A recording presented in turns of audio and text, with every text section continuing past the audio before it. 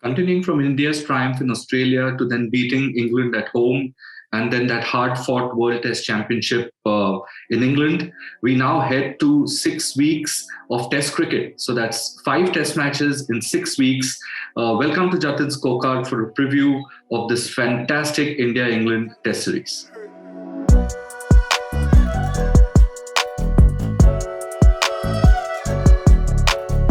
I'm going to outline a few factors which I think are going to prove to be crucial in the results for the series. But before that, let me take a quick stab at what 11 I think India will take the field with on Wednesday. So you have Rohit Sharma, Mayank Agarwal, Pujara number 3, Virat Kohli number 4, Ajinkya Rahane, or if he still has that hamstring niggle, I think KL Rahul will bat at number 5, Rishabh Pant at 6, R. Ashwin at 7. I think India will play Shardul Thakur, seeing how green the pitch is. So Shardul Thakur at 8. And then you have Shami, Bumrah, and I think India will go with Mohammad Siraj ahead of Ishant Sharma. So that's my prediction about the 11. There are 5 clear factors which I think will impact the outcome of the series. Number 1 is the absence of Ben Stokes. Number 2 is the form of Ajinkya Rahane and Cheteshwar Pujara. Number 3 is the toss. Number 4 are the kind of pitches that we get. And number 5 is the entire workload management. Remember, it's 5 Test matches in 6 weeks. So the workload management aspect is really important as well. Let's start with point number 1. Stokes, as you know, is the best all-rounder in world cricket. You know, I thought that in this series he will bat at number 5, bowl as many overs as he is needed to and field brilliantly. But Ben Stokes is the heartbeat of this England team. And that's where they will miss him. They will miss that attitude. They will miss him in the dressing room as well. And I think it's a huge blow. Let's hope that he gets well soon because he's too precious a cricketer for world cricket to have away for too long.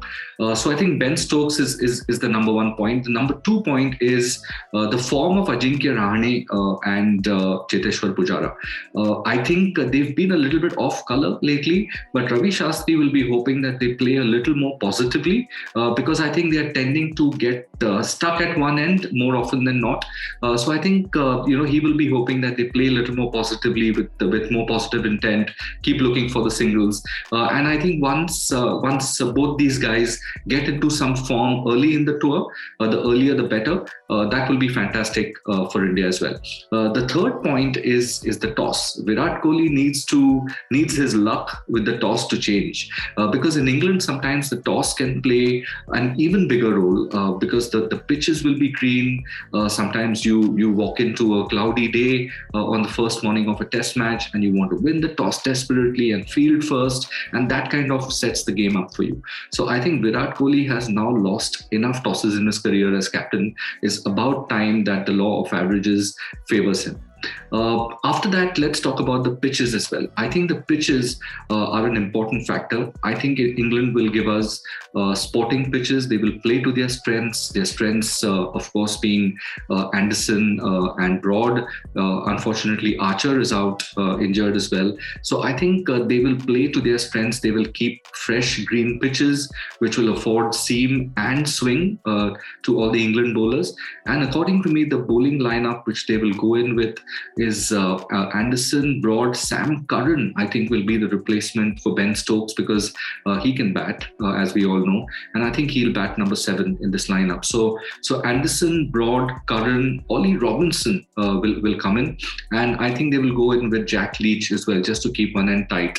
And in case, there's a little bit of a dry pitch, he might get a little bit of purchase out of it. So I think that's the bowling lineup England will go to. The last point is that of workload management.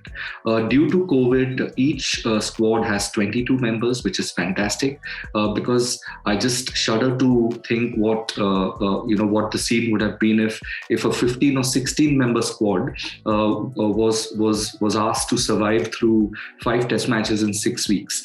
So I think 22 members takes a little bit of pressure in case there are injuries or even if there aren't any injuries, there will be workload management which will come into the picture. picture. So I think this entire workload management, coupled with the restricted lifestyle which COVID has forced us to adopt, will be a big factor in this test series. Let's not forget that elite athletes also find it extremely tough, even though they might be in the best of hotels, well looked after. To keep your mental balance is extremely tough in these restricted lifestyle conditions. So I think that will be a major factor as well. But all in all, if I had to make a little bit of a crystal ball gazing kind of angle to this, I think India have a fantastic chance to reverse that 1-4 scoreline from 2018. I think they're on the cusp of beating England in a test series, and I think if the above 3 or 4 factors go our way, I think India will have an extremely good chance of coming back home victorious. All the pundits are calling it the final frontier.